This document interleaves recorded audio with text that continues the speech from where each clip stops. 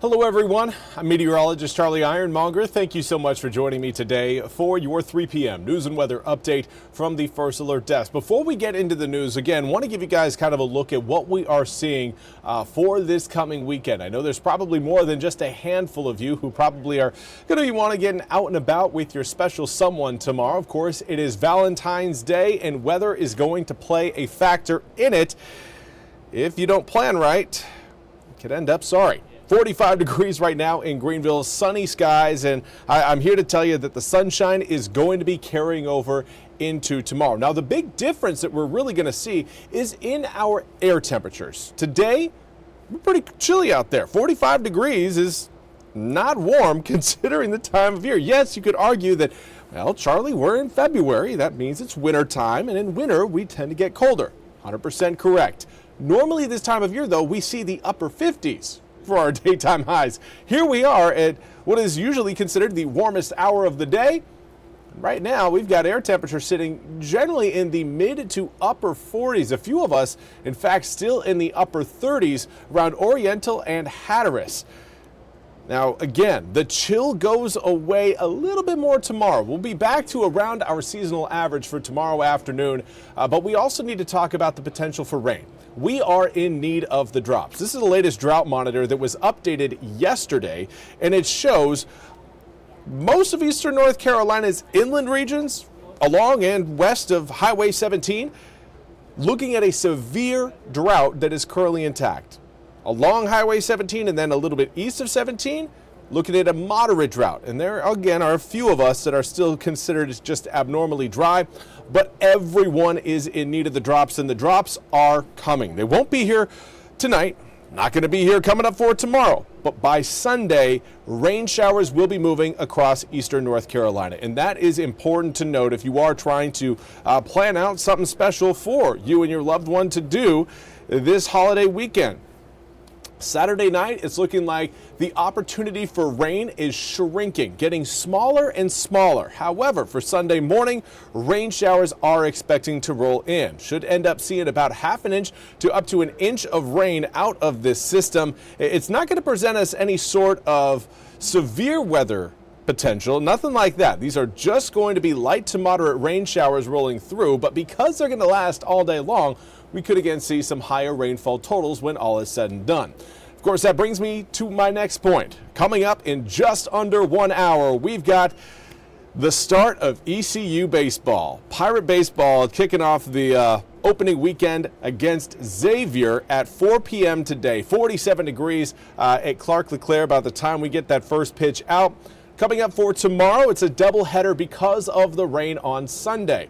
So at 12:30, we're looking at air temperatures around the 53-degree mark, maybe a little bit warmer, but after game 2, this is important if you're planning on staying for the second game or just have tickets to the second game, understand that air temperatures are going to be around the upper 50s. So we could end up in the low 60s, but timing is going to play a role in that, and the time of that game 2 depends on when game 1 ends. So trying to get a good read on exactly how warm it's going to be coming up for that second game, a little bit difficult, but I'm not complaining. Anyways, starting tomorrow morning out cold. 25 degrees at 7, turns to 29 by 8, 37 by 9, and then we're approaching the 50-degree mark by 11, into the upper 50s as we head past noon. 57 degrees by 1, 59 between 2, 3, and 4 p.m. tomorrow afternoon, and it comes with a west-southwesterly breeze. So that will then carry us over into a cloudy and wet day. So for your Saturday, conditions are looking pretty good. It's that if you've maybe you've got some overnight plans, maybe you're heading to the coast and you want a full romantic weekend, understand that Sunday is going to be wet. You're going to want to have a jacket and umbrella handy because that rain is only going to increase as we head into the afternoon.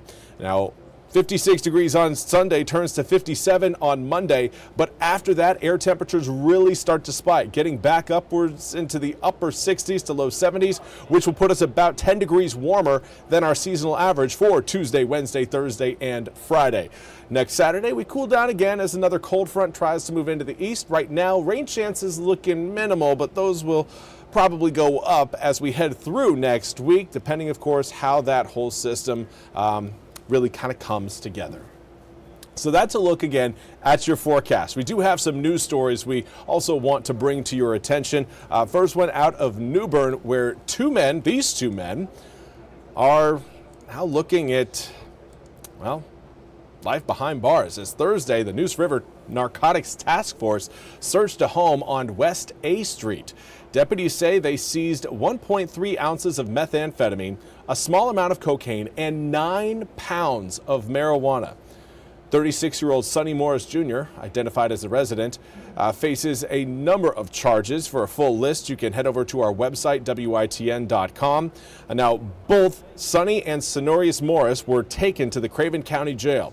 Sonny received a $175,000 secured bond, while Sonorius was given no bond due to prior charges. And now for a report out of Raleigh about the state's film support. How much money the state gave to the film industry this year to help fund the growing industry. Now, the direct spending amount was $185,521,578 over 11 grants for the year. One such project was filmed here in eastern North Carolina, the second season of Mr. Beast Games. See the set there on your screen. According to the department, there were 38 production sites across the state with over 7,000 crewmates. These include national brands like AutoZone and Food Lion, filming commercials in North Carolina. Now, Governor Josh Stein said, quote, "Film production is important to North Carolina, generating economic activity and supporting more than 7,000 jobs across the state last year. Producers know when they choose North Carolina, they'll find a supportive environment with an experienced workforce that understands and meets their needs," end quote.